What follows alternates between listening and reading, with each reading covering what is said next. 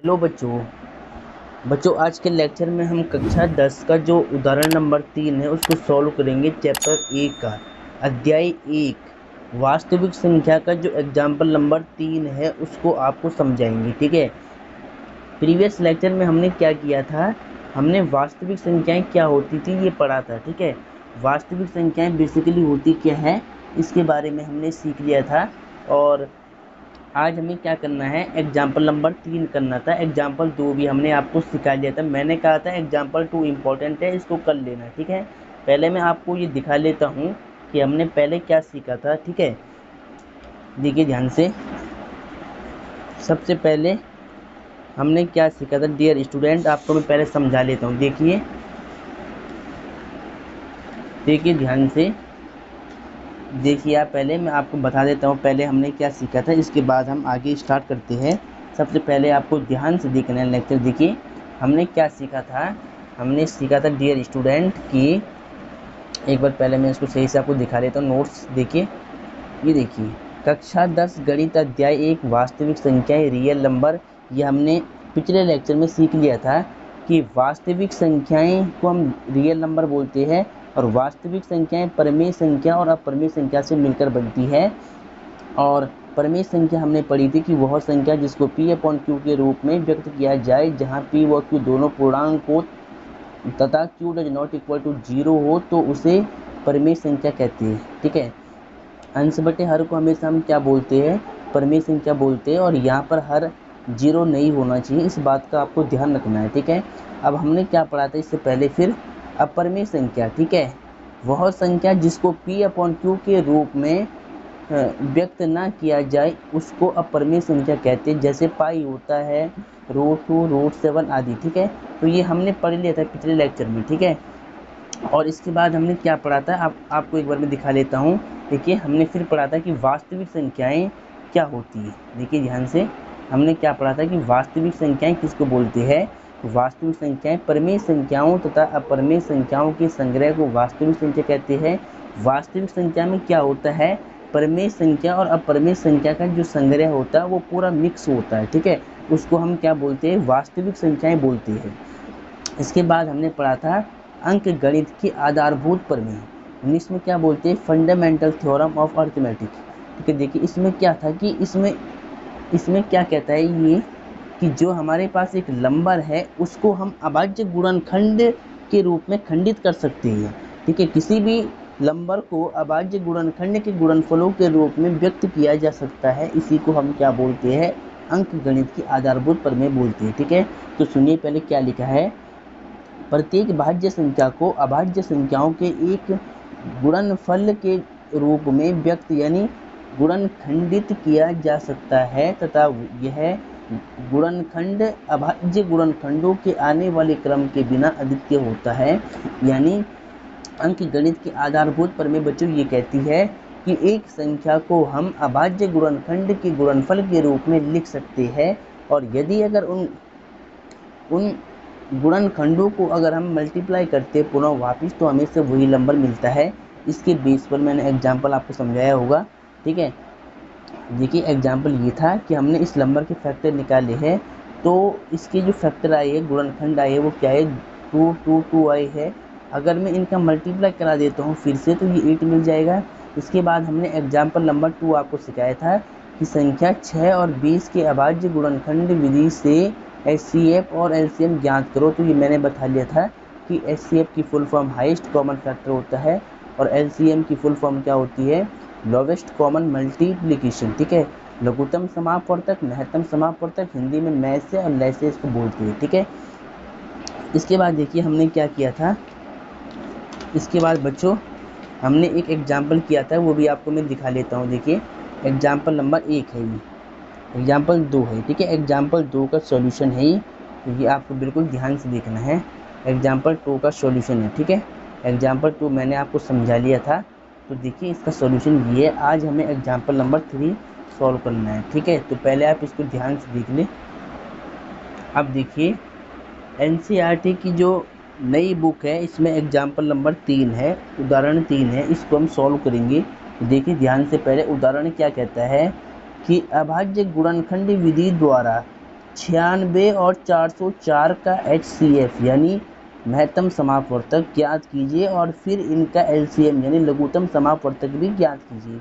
यानी अभाज्य गुणनखंड विधि का यूज करना है और जो 96 है और 404 है इसका आपको HCF और LCM ज्ञात करना है। तो ठीक है बच्चों, हम यहाँ पर यूज कर लेते हैं LCM और HCF। तो सबसे पहले मैं आपको एक बात लिखवाना चाहता हूँ, ठीक है। देखिए पहले यहाँ पर देखिए, पहले मैं आपको एक सूत्र लिखवाना चाह रहा हूँ, फॉर्मूला, ठीक है। वो आपको यहाँ पे लिखना है, इसके बाद लिखना है। हमने देखिए पहले आपको ये समझाया था एग्जाम्पल 2, इसके नीचे आपको एक फार्मूला यहाँ पे लिख लेना है, ठीक है।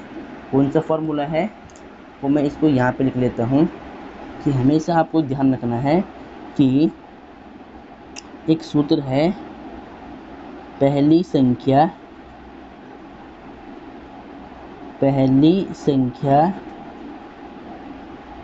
गुणा दूसरी संख्या, पहली संख्या गुणा दूसरी संख्या। देखिए अगर आपके पास दो संख्या है जैसे कि 6 और 20 था, तो ऐसी दो संख्या है तो हमेशा आपको ध्यान क्या रखना है कि जो पहली संख्या गुणा दूसरी संख्या होगी उनका गुणनफल हमेशा उनके जो HCF होगा और LCM होगा उनके गुणनफल के बराबर होता है हमेशा, ठीक है। यहाँ पर एक फार्मूला आपको याद रखना है, ये एक फार्मूला है बच्चों, ये आपको याद होना चाहिए, ठीक है। ये एक फार्मूला है और ये आपको याद करना है बेसिकली।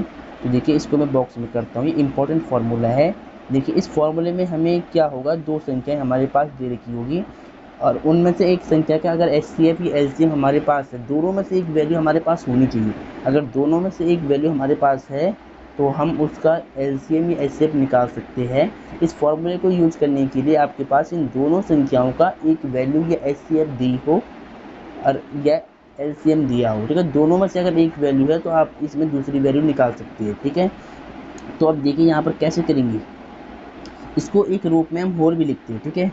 इसको हम ऐसे भी लिखते हैं, इसी फॉर्मूले को हम ऐसे भी लिखते हैं कि दोनों संख्याओं का गुणनफल, ठीक है, दोनों संख्याओं का गुणनफल यानी जो दो संख्या आपको दे रखी होगी दोनों संख्याओं का गुणनफल बराबर होता है उनका जो HCF होगा उसका और जो LCM होगा उसका गुणनफल के बराबर होगा, ठीक है। दो संख्याओं का जो गुणनफल होता है वो उनके HCF और LCM के गुणनफल के बराबर होता है, ठीक है। मैंने क्या कहा है, इसी सूत्र को आप ऐसे भी लिख सकते हैं कि दोनों संख्याओं का गुणनफल बराबर HCF गुणा LCM, ठीक है। अब देखिए क्वेश्चन को करना स्टार्ट करते हैं।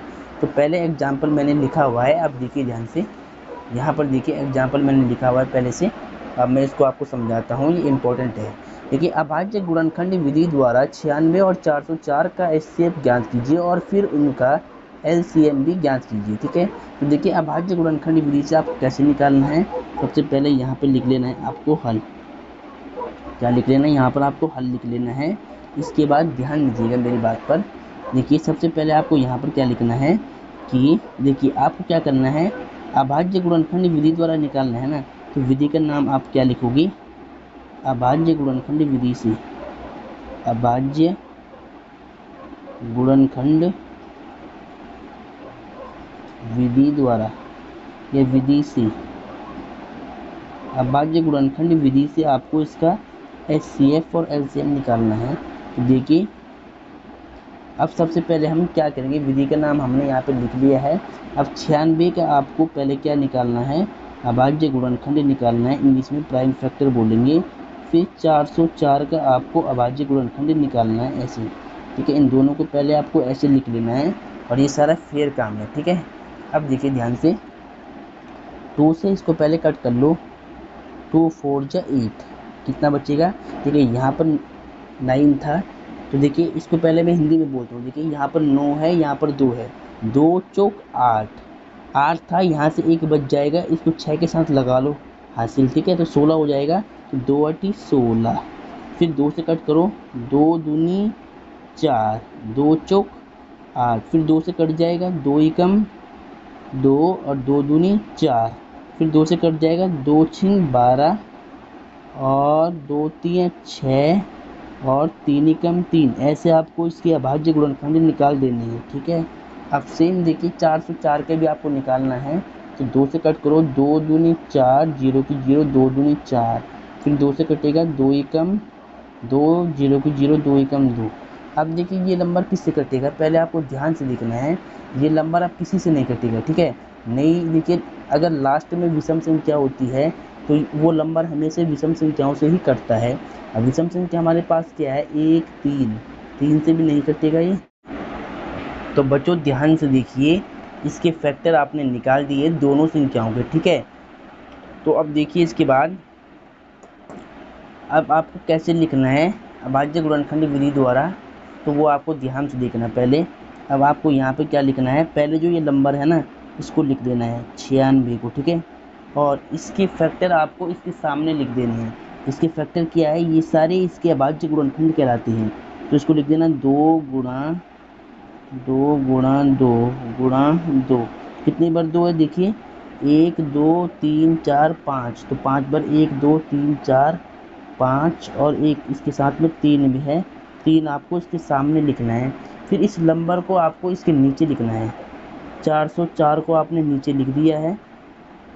ठीक है, इसके बाद इसका फैक्टर क्या आया है, 2 गुणा में, देखिए यहाँ पर 101 था। ठीक है, तो 101 जाएगा 101 से, 101 कम 101 हो जाएगा। ठीक है, क्योंकि 101 नंबर किसी से नहीं जाएगा। ठीक है, तो 101 जाएगा 101 से ही, तो मैंने क्या लिख दिया, 101 कम 101 हो जाएगा। अब देखिए यहाँ पर 2 गुणा 101 आपको लिख लेना है। ठीक है, अब इसके बाद ध्यान दीजिएगा, अब बच्चों ये नंबर किससे जाएगा, इसको आपको बिल्कुल ध्यान से देखना है। देखिए यहाँ पर जो कॉमन नंबर होता है, ठीक है, इन दोनों संख्याओं का आपको HCF चाहिए। तो HCF हमेशा वो नंबर होता है जो दोनों में कॉमन आता है, दोनों के फैक्टर में। देखिए ये जो नंबर है 101, ये और ये देखिए किसी के टेबल से नहीं कटता है। ठीक है, 101 केवल 101 के पारे से ही कटेगा और किसी से नहीं कटेगा, तो इसीलिए 101 यहाँ पर लिख दिया मैंने। ठीक है, तो अब देखिए यहाँ पर अब आपको क्या करना है कि इसके फैक्टर आपने ये सारे निकाल दिए, इसके फैक्टर ये से निकाल दिए, इन दोनों का आपको HCF और LCM निकालना था। तो देखिए HCF क्या होता है, जो फैक्टर दोनों में कॉमन आता है, जो नंबर दोनों के गुणनखंड में सेम नंबर आ रहा है, उसको बोलते हैं HCF। तो आपको यहाँ पे क्या लिखना है, 96,404 का HCF यानी हाईएस्ट कॉमन फैक्टर। अब हाईएस्ट कॉमन फैक्टर क्या होता है, जो नंबर दोनों में कॉमन होता है। देखिए एक ये 2 दोनों में कॉमन है, इसको ऐसे पेयर बना सकते हैं, एक ये 2 कॉमन है, बाकी तो कुछ कॉमन नहीं है। तो जो ये मेरे पास पेयर बना है, जो यहाँ पे 2 कॉमन था, इनमें से आपको एक 2 रखना होता है खाली, इनमें से भी एक 2 आपको रखना पड़ता है। फिर इसका मल्टीप्लाई कराना होता है, 2 2 जब 4, तो ये 4 क्या आ गया आपके पास, HCF आ गया। ठीक है, उसके बाद देखिए LCM। अब आपके पास देखिए एक फॉर्मूला मैंने लिखवाया था, मैं दिखा लेता हूँ आपको। देखिए इसको पहले ध्यान दीजिएगा, इसमें क्या होता था कि पहली संख्या गुणा दूसरी संख्या बराबर HCF गुणा LCM के बराबर, ये सूत्र था। इसमें क्या होता है कि एक संख्या आपके पास होनी चाहिए, अगर आपके पास HCF और LCM में से एक की वैल्यू आपके पास होनी चाहिए। अगर दोनों में से एक की वैल्यू आपके पास है तो आप इसको यूज कर सकते हैं, यहाँ से LCM या HCF आप निकाल सकते हैं। तो देखिए इन दो संख्याओं का पहले मैंने क्या कर दिया है, HCF निकाल दिया है। अब मेरे पास HCF की वैल्यू आ चुकी है और मैं अब यहाँ से LCM की वैल्यू निकाल दूंगा, क्योंकि दो संख्याएं मुझे यहाँ पर मालूम है कि पहली संख्या 96 लेनी है और दूसरी संख्या 404 लेनी है, और फिर सीधा आपको ये वाला फॉर्मूला यूज करना है। यदि इस फॉर्मूले में आपको एक की वैल्यू पता होनी चाहिए, या तो HCF पता हो या LCM पता हो। तो मुझे HCF मैंने देखिए यहाँ पे निकाल दिया है। अब मैं यहाँ पर फॉर्मूला यूज करता हूँ, देखिए ध्यान से। अब आपको लिखना है हम जानते हैं कि ऐसे आप लिख सकते हैं कि पहली संख्या, हम जानते हैं कि पहली संख्या गुणा दूसरी संख्या, पहली संख्या गुणा दूसरी संख्या, दोनों संख्याओं का जो गुणनफल होता है वो उनके HCF इंटू LCM के बराबर होता है। ठीक है, अब देखिए ध्यान से, पहली संख्या क्या है आपके पास, पहली संख्या मतलब इन दो संख्याओं की बात कर रहे थे। देखिए ये दो संख्या हमारे क्वेश्चन में लिखी हुई थी, तो अब हम क्या करेंगे, पहली संख्या मतलब इसको मानेंगे। 96 को आपको क्या मानना है, पहली संख्या मानना है, और मल्टीप्लाई सेम दूसरी संख्या 404 को आपको मान लेना है।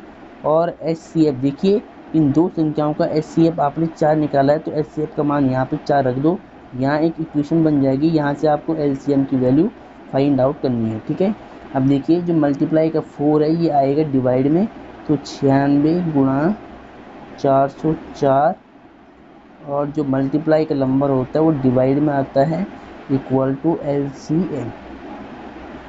ठीक है, अब देखिए ध्यान से, 4 से कट जाएगा, देखिए ये नंबर 4 एकम 4, 4 एकम 4, और जीरो की सेम रहेगी 0, और 4 एकम 4, तो कितना आएगा 96 गुणा 101 बराबर LCM। ठीक है, अब देखिए यहाँ पर आपको इन दोनों संख्याओं का मल्टीप्लाई करा देना है। कैसे कराएंगे मल्टीप्लाई, देखिए पहले 101 लिख दिया, फिर 96 लिख दिया, ऐसे मल्टीप्लाई करा दो आप पहले इसकी। 6 एकम 6, 6 जीरो की 0, 6 एकम 6, 9 एकम 9, 9 जीरो की 0, 9 एकम 9। अब इनको ऐड करा देते हैं प्लस। ठीक है, तो 6 का 6 होगा, 9 का 9, 6 का 6, 9 6, तो यानी कि आएगा इन दोनों का गुणा कराने पे 9696 आएगा। ठीक है, इक्वल टू LCM। ठीक है, अब यहाँ पर क्या करना है आपको, अब यहाँ पर आपको साइड चेंज करना है। ठीक है, LCM कितना हो जाएगा, LCM हो जाएगा 9696, और HCF आपने कितना निकाला था, 4 निकाला था। ठीक है, तो ऐसे आपका ये क्वेश्चन समाप्त हो गया है, ऐसे आपको इसको सॉल्व करना है। ठीक है, एक बार इसके सॉल्यूशन को ध्यान से देखिए। ठीक है, देखिए ये आपके पास क्वेश्चन था और ये इसका सॉल्यूशन था। देखिए इसको आपको लिखना है वीडियो पॉज करके। चलो आपने लिख लिया होगा, आंसर भी आप चेक कर लेना। ठीक है, इसको पहले आप नोट कर ले। तो बच्चों आप ध्यान से देखिए, एक एग्जाम्पल नंबर 4 आपके सामने है, उदाहरण नंबर 4 है, NCERT का इम्पोर्टेंट क्वेश्चन है। ठीक है, क्वेश्चन क्या कहता है सुनिए पहले, ये वेरी वेरी इंपॉर्टेंट है, इस पर आप पहले लिख ले। ठीक है, इम्पोर्टेंट क्वेश्चन है ये। अब देखिए ध्यान से हमें कैसे करना है, पहले समझ लीजिएगा कि संख्या 6, 72 और 120 का अभाज्य गुणनखंड विधि द्वारा HCF और LCM ज्ञात करो। ठीक है, अब 3 संख्याएं हमारे पास है। ठीक है, तो 3 संख्याओं का हमारे पास कोई सूत्र नहीं होता है, तो अब हमें क्या करना है, 6, 72 और 120 का अभाज्य गुणनखंड विधि द्वारा HCF और LCM ज्ञात करना है। ठीक है, कैसे करेंगे, सबसे पहले यहाँ पर लिखना है हल। इसके बाद आपको क्या लिखना है, देखिए आपको दिया है 6, 72 और 120। ठीक है, ये आपके पास 3 संख्याएं, इनका आपको क्या निकालना है, HCF और LCM निकालना है। तो सबसे पहले आपको लिखना है कि अभाज्य गुणनखंड विधि से, क्योंकि क्वेश्चन में बोल रहा है कि अभाज्य गुणनखंड विधि से निकालना है, तो अभाज्य गुणनखंड विधि से क्या लिखना है, अभाज्य गुणनखंड विधि से। तो क्या करेंगे, पहले 6 का निकाल देंगे आप ऐसे गुणनखंड, फिर 72 का गुणनखंड आपको निकाल देना है, फिर 120 का आपको गुणनखंड निकाल देना है। ठीक है, देखिए 2 से जाएगा, 2 3 6, 3 एकम 3, फिर 2 से देखिए अगर लास्ट में सम संख्या होती है तो वो संख्या हमेशा 2 से डिवाइड हो जाती है। ठीक है, तो 2 3 6, यहाँ से एक हासिल बच जाएगा, 12 हो जाएगा, 2 6 12, फिर 2 एकम 2 बचेगा, 1 2 8 16, 2 नीम 18, और फिर 3 से जाएगा ये 9, 3 3 या 9 हो जाएगा, यानी 3 3 9, और 3 एकम 3 हो जाएगा। ठीक है, अब यहाँ पर देखिए इसको भी आप पहले 2 से कर लेकर, तो 2 6 12, 0 की 0, 2 3 6, 0 की 0, 2 एकम 2 बचा 1, तो 10 हो गया। देखिए यहाँ से 2 एकम 2 हो गए, एक हासिल बचा 10, 2 पंजे 10, 3 से जाएगा, 3 पंजे 15, 5 एकम 5। ठीक है, अब ये 5 से हो जाएगा कट। अब देखिए इसके बाद आपको क्या लिखना है, आपको लिखना है 6 का जो फैक्टर है वो क्या है, अभाज्य गुणनखंड क्या है, 2 गुणा 3 है, और 72 के अभाज्य गुणनखंड आपने क्या निकाले, 2 गुणा 2 देखिए 3 बार 2 है और 2 बार 3 है, ठीक है। और उसके बाद 120 का अभाज्य गुणनखंड आपने क्या निकाला है, 2 गुणा 2 कितनी बार है, 3 टाइम 2 है और 1 टाइम 3 और 1 टाइम 5 है, ठीक है। अब देखिए इन तीनों संख्याओं का, ठीक है, जो ये तीन संख्याएं आपके पास थी यानी 26, 72 और 120 जो संख्या है, इनका आपको पहले एचसीएफ बताना था।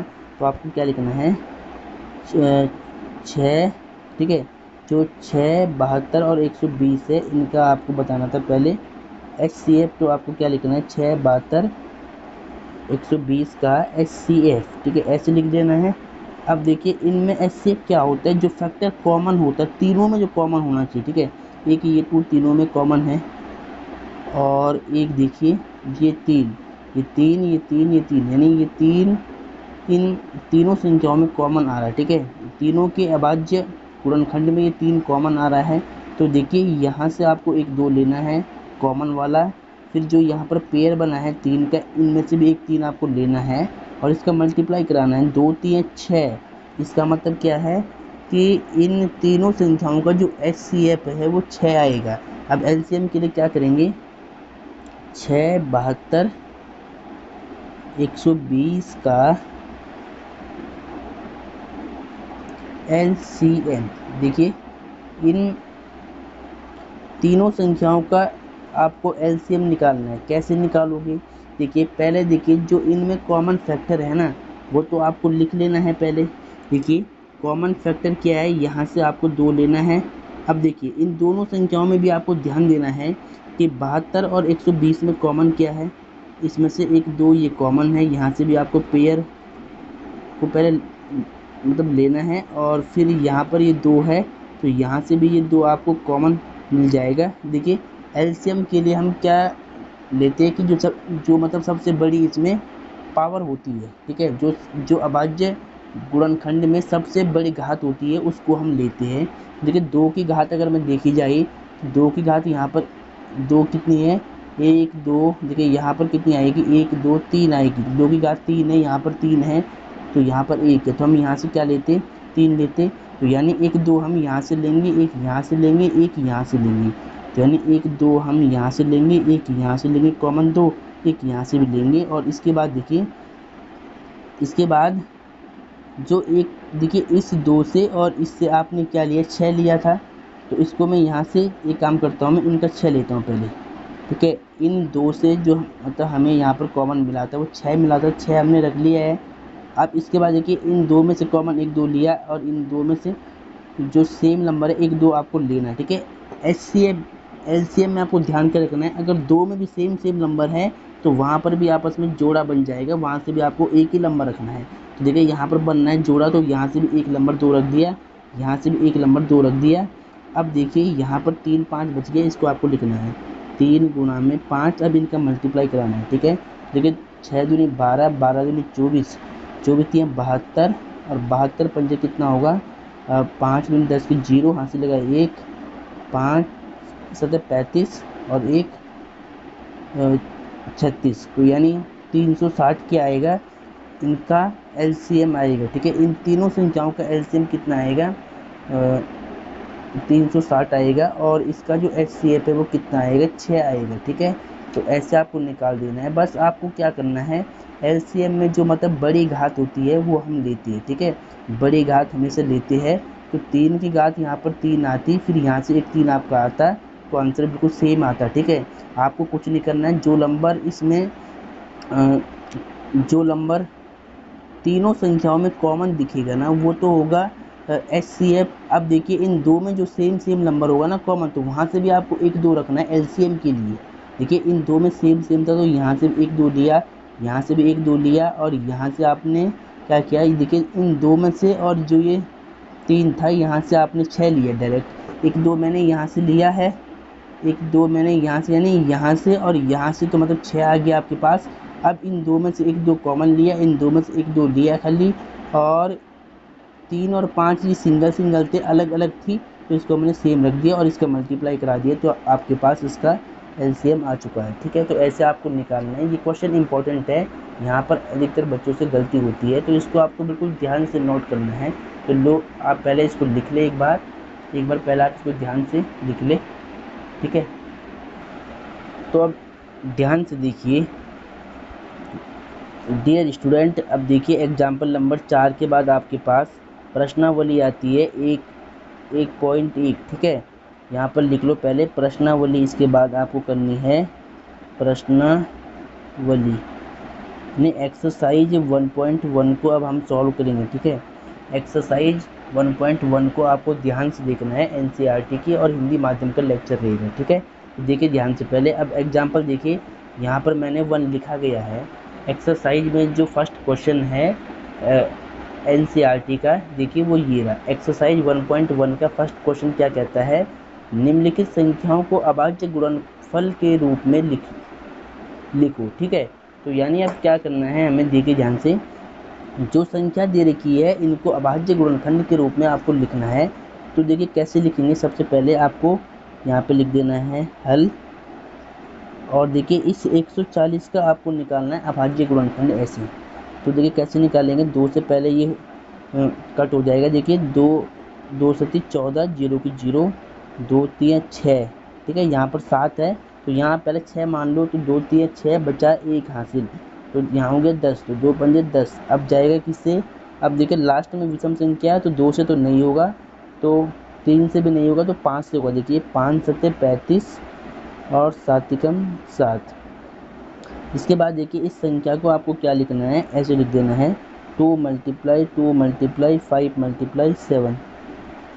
ठीक है, इसके बाद देखिए 156 है, इसका भी आपको अभाज्य गुणनखंड निकालना है। तो ऐसे आपको इसको निकाल देना है कि 2 सती 14 बचेगा, यहाँ से 1, 16 हो जाएगा, 2 × 16। फिर देखिए लास्ट में सम संख्या है तो 2 से कट जाएगा, 2 3 6, 7 है ना, तो 2 3 6 बचा 1, 2 × 18। अब ये जाएगा 3 से, देखिए 3 एकम 3 और 3 3 9। अब जाएगा ये 13 से खाली। ठीक है, बाकी और किसी नंबर से नहीं जाएगा, तो जाएगा 13 से, तो 13 एकम 13 हो जाएगा। ठीक है, तो यानी इस 156 का जो अभाज्य गुणनखंड है वो कितना हो गया, 2 × 2 × 3 × 13। इसके बाद देखिए 3825 है। ठीक है, यहाँ पर देखिए थर्ड वाला क्वेश्चन क्या है, ये था सेकंड वाले का सॉल्यूशन, ये था फर्स्ट वाले का। अब देखिए थर्ड वाला क्वेश्चन क्या है उसको लिख लेते हैं। क्वेश्चन नंबर थर्ड का जो हल है, देखिए थर्ड वाला क्वेश्चन क्या कहता है, 3825 का निकालना है आपको अभाज्य गुणनखंड। कैसे निकालेंगे, सेम ऐसे ही निकालेंगे। देखिए ऐसे आप यहाँ पर ऐसे कर ले, एक लाइन खींच ले। अब देखिए लास्ट में विषम संख्या है तो ये 2 से नहीं जाएगा, ये हमेशा विषम संख्या से ही जाता है। फिर अगर लास्ट में विषम संख्या होती है तो हमेशा वो नंबर विषम संख्या से ही करता है।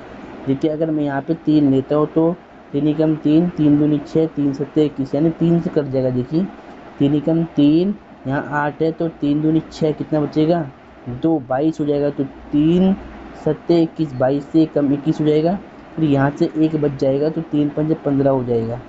अब दोबारा देखिए 3 से जाएगा, 3 चौक 12, कितना बचेगा, बस यहाँ पर 12 हो जाएगा। फिर यहाँ 7 है तो 3 दूनी 6 बचेगा 1, तो यहाँ पर 15 हो जाएगा, 3 पंजे 15। अब किससे जाएगा, अब जाएगा ये 3 से चेक कर लो पहले, 3 एकम 3 बचा 1, 3 चौक 12, 5 नहीं जाएगा, तो यानी अब 5 से जाएगा। देखिए 5 × 40, 5 × 40 हो जाएगा, यहाँ पर 42 का 2 बच जाएगा, तो 25 हो जाएगा, तो पंजे पंजे 25। ठीक है, अब ये किससे जाएगा, देखिए अब दोबारा ये 5 से जा रहा है। देखिए 5 एकम 5, कितना बचेगा 3 बच जाएगा, तो यहाँ पर 35 हो जाएगा, तो 5 सत्ते 35, और फिर ये 17 जाएगा 17 से ही, तो 17 एकम 17। तो यानी 3825 का जो अभाज्य गुणनखंड है वो क्या आया है, 3 × 3 × 5 × 5 × 17। ठीक है, ये आपका आंसर हो चुका है। इसके बाद देखिए फोर्थ वाला क्वेश्चन क्या कहता है। देखिए ये था थर्ड वाले का सॉल्यूशन। अब फोर्थ वाले का सॉल्यूशन ध्यान से देखिए। फोर्थ वाला क्या है कि 5005 का आपको निकालना है। तो देखिए कैसे निकालेंगे, पहले लास्ट में विषम संख्या है तो ये हमेशा विषम संख्या से कटेगा, तो 5 से देख लो पहले सीधा, ठीक है। तो 5 एकम 5 0 0 1।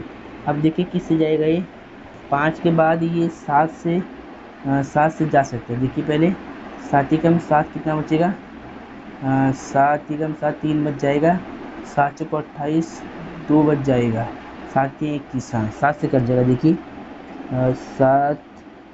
7 एकम 7 यहाँ पर 10 है ना, तो 7 एकम 7 तो यहाँ 3 बच जाएगा 30 हो जाएगा, तो 7 चौको 28 2 बच जाएगा, तो 7 3 21 हो जाएगा, ठीक है।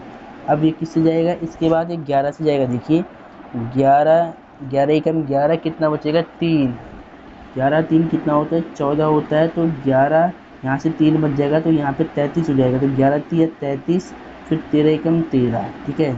तो यानी अब 5005 का जो अभाज्य गुणनखंड होगा वो क्या होगा, 5 गुणा 7 गुणा 11 गुणा 13, तो ये आपका आंसर आ गया, ठीक है। इसके बाद देखिए लास्ट वाला क्वेश्चन इम्पोर्टेंट है, कई बार रिपीट है, ठीक है, तो इसको ध्यान में रखना है। तो इसमें क्या कहता है, देखिए पहले 7429 का निकालना है अभाज्य गुणनखंड। देखिए ये एक विशेष नंबर है, ये केवल उन नंबर से जाएगा कि जो आपको याद होना चाहिए पहले से, ठीक है। देखिए सबसे पहले ये नंबर जाएगा 17 से। देखिए आप इसको पहले 17 से भाग कर लो, ये इम्पोर्टेंट नंबर है इसीलिए इसको आपको याद रखना है। देखिए पहले ये नंबर जाएगा 17 से भाग कर लो, 17 चौक 68 हो जाएगा, तो कितना आएगा 14 में से 8 जाएगा 6, 0 यहाँ से 2 बच जाएगा 62 हो जाएगा, 17 3 51 हो जाएगा, 62 से कम कितना आएगा, 2 में से 1 जाएगा 1, 6 में से 5 जाएगा 1 और 9 बच जाएगा, 17 7 कितना होता है 119 होता है, कट जाएगा। तो यानी ये नंबर कटेगा 17 से कितनी बार, 17 से ये नंबर कटेगा 437 बार, ठीक है। इसके बाद देखिए अब इसके बाद ये 19 से जाएगा, ठीक है। 17 के बाद ये नंबर किससे जाएगा, 19 से जाएगा। देखिए 19 से नंबर कट जाएगा, कैसे कटेगा, देखिए 19 दूनी 38 हो जाएगा, और कितना बचेगा, यहाँ से बचेगा आपका 38 और 5 कितना होता है 43 होता है, ठीक है। तो यानी 5 बच जाएगा 57 हो जाएगा, तो 19 3 57, और फिर ये जो 23 है ये जाएगा 23 से, 23 कम 23 से ये 1 टाइम कट जाएगा, तो यानी 74 29 का जो फैक्टर होगा अभाज्य गुणनखंड होगा वो कितना हो जाएगा, 17 गुणा में 19 गुणा में 23 हो जाएगा। तो इसको आपको याद रखना है, ठीक है। ऐसे ये क्वेश्चन भी आपका समाप्त हो गया। तो डियर स्टूडेंट अब इसको पहले ध्यान से एक बार देख ले आप, देखिए यहाँ से इसको पहले ध्यान से देख लीजिए आप, देखिए आपको मैं दिखा रहा हूँ। चलो अब आपने इसको लिख लिया होगा, ठीक है। तो ये इसका आंसर आ चुका है, यहाँ पर आप आंसर लिख सकते हैं, ठीक है। तो आई होप आपको ये वीडियो तो समझ में आई होगी, ठीक है। तो अगर आपको वीडियो समझ में आती है, लेक्चर आपको अच्छा लगता हो, तो वीडियो को लाइक और चैनल को सब्सक्राइब जरूर कीजिएगा, ठीक है। तो थैंक्स फॉर वॉचिंग।